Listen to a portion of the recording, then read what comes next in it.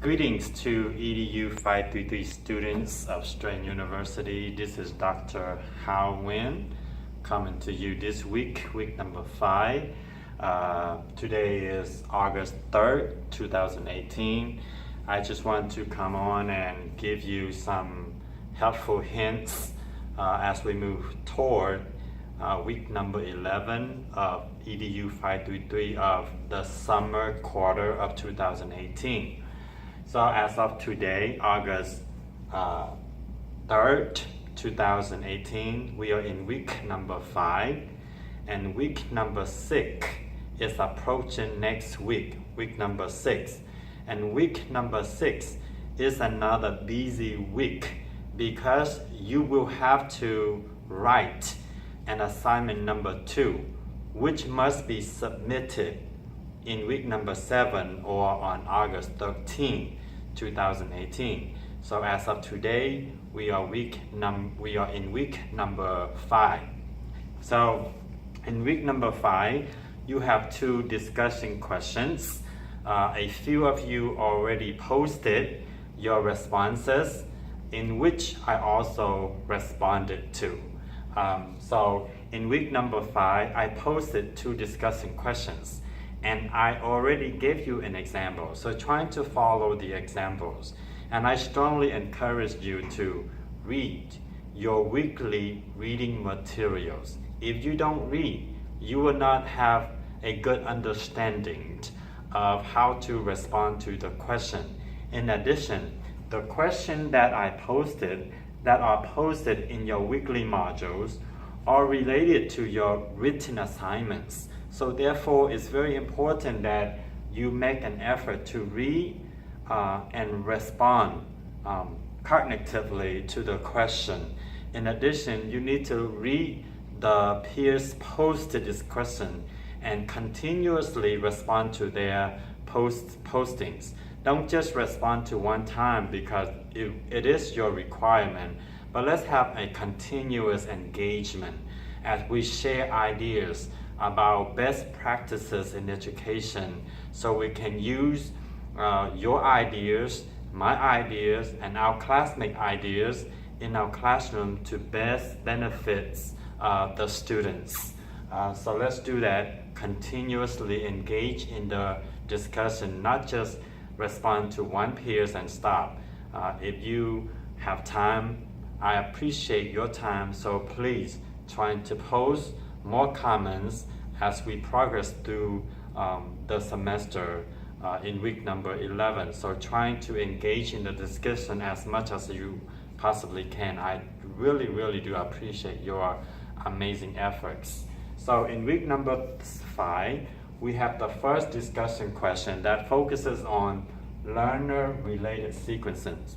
So you are writing a proposed training to train new workers or new teachers, or you are updating a curriculum. So this is what you're writing from week number 1. So in week number 1, you identified a need or a problem. So now you put together an instructional plan, or what we call an instructional design. So you design an instruction using the instructional design process.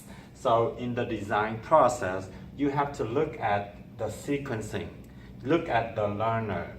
How are you going to present your lesson in order from A to Z? At the beginning of your lesson, what do you as a trainer have to do? So as a trainer, you have to look at the learners. How are they going to learn? So you have to look at the sequencing, the order of learning activities. So first, you want to present the objective, given a real-life scenario.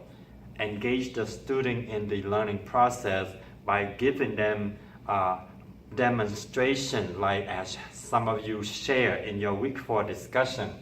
Then after your demonstration, engage the students in independent practice. So and then after that, you might want to assess. So that will become the learner-related sequencing, the order of learning activities. Then you want to focus on the discussion number 2. The discussion number 2 focuses on the delivering message. So you are updating the curriculum or writing a brand new curriculum using the instructional design process. So in that process, you want to deliver the instruction. You want the people who are receiving the instruction to believe that your instruction is effective. So when he or she completed his or her training, he or she can go back to his or her classroom and use your proposed training, what they learned from your training, to teach the people, the colleagues or whatever back at their school or organization. So in your proposed training, what is the message? What is that you're trying to tell them to do? Why is your curriculum important? Why is it necessary for you to update? So why your proposed training is beneficial? So what is the message that you're trying to have them to learn? Then, so make sure focus on that. And in week number 6, you will have an assignment number 2 assigned to you, and it must be due on August 13, 2018. In this is a continuation of the assignment number 1. It's a continuation. So you need. So it's a continuation. So therefore, you need to focus on writing, download the assignment 1 and continue from there. So from there, you need to add 4 more topics. I modify this so you can see it better. So you need to continue from the assignment number 1. But it's very important that you revise the assignment number 1. After that, you need to have a section, and the section focus on the instructional strategies.